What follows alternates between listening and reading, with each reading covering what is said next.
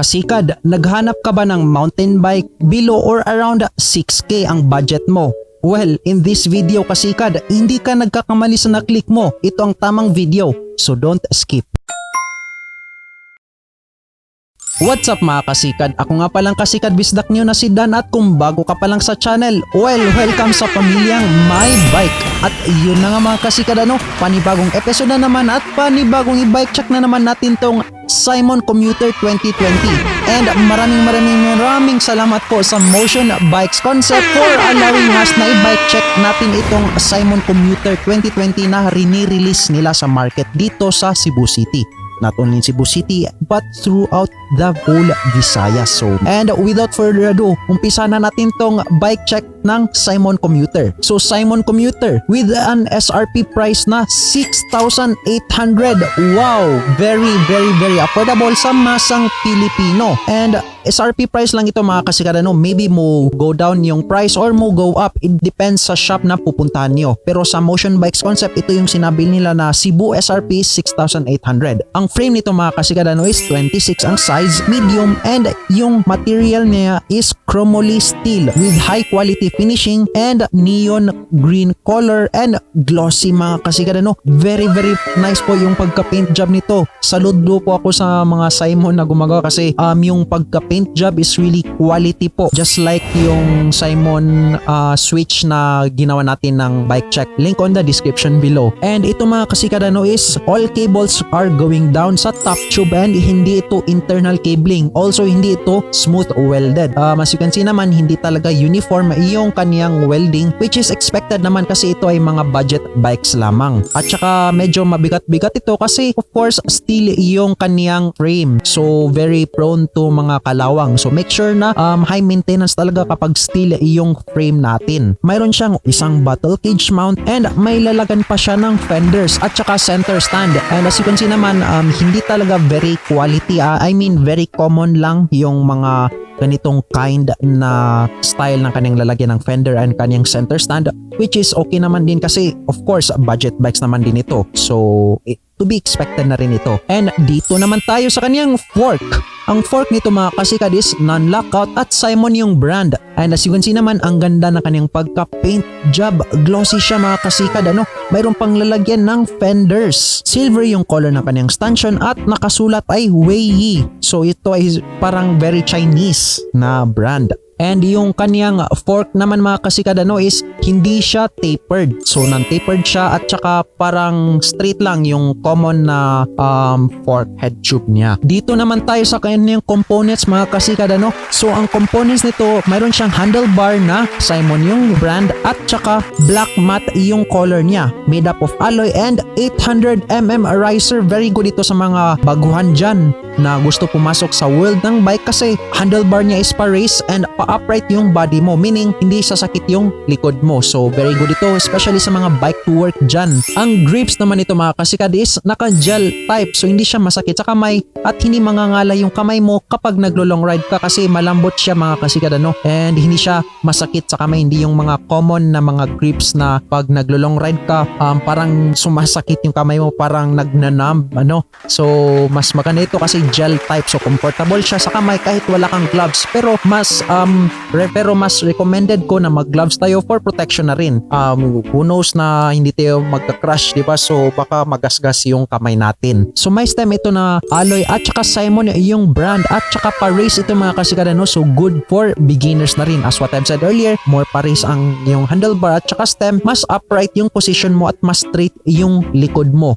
Iwas na rin yan sa sakit sa likod kasi kapag naka-aggressive position ka, nakayuko ka talaga, para aerodynamic yung position mo. Yung top cap naman niya mga kasikad is may nakasulat na XYM. So hindi ko yan alam na brand, ngayon ko lang yan narinig. Yung spacers naman niya mga kasikad is kitang-kita nyo naman. Mataas siya at mayroon siyang 4 spacers na kulay black at glossy din ito. Yung seat tube naman ito mga kasikad is alloy and quick release na rin. So maganda kapag ina-adjust mo ito kasi you don't need any tools, pero yung disadvantage lang naman nito is palaging na-adjust, so magagasgas yung seat tube, kakalawangan or mas masisira yung paint job niya. So mas mabuti if hindi siya quick release, pero Of course, ito ay isang budget bike so ginawang quick release na lang ito. Yung kanya namang saddle mga kasikad is Simon yung brand and mayroon siyang neon color sa likod na part. Okay naman din ito and malambot na rin siya.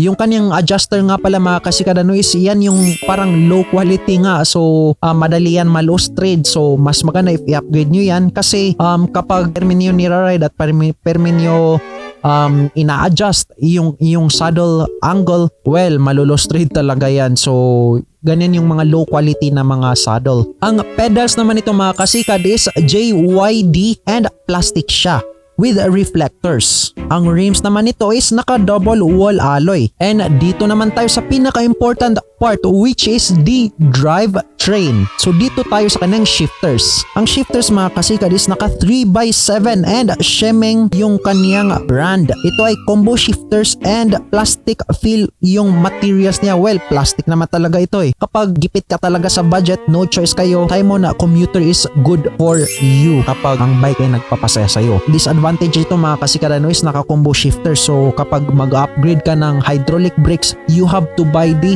brake levers and yung shifters niya which is really hassle at more gastos na rin. So if hindi siya combo shifter, separated yung kaniyang shifters at saka yung kaniyang brakes, well hindi kapag upgrade ka ng hydraulic brakes lang yung bibilhin mo, hindi na yung shifters. Yung brake lever nito mga kasikad is plastic na rin and also mechanical brakes ito mga kasikad and yung kaniyang FD naman mga kasikad is yung FD ni Shemeng and clamp type na rin ito. 3x yung setup niya and tsaka parang low quality talaga itong Shemeng so parang for budget bikes lang talaga pero we have to give a chance naman sa itong Shemeng na ito. And of course yung kaniyang RD is Shemeng TZ Tourney with RD protector so ang ganda kasi mayroon pa siyang RD protector at tsaka Shemeng Tourney na rin ito. Parang madali lang siyang maputol kasi yung materials niya nung chinek ko talaga hindi siya very stiff yung kaniyang materials na plastic so kapag na-crush ka feeling ko na mapuputol talaga kaya linagyan nila ng RD protector. So good job nga pala sa Simon Commuter. Cogs naman mga kasikad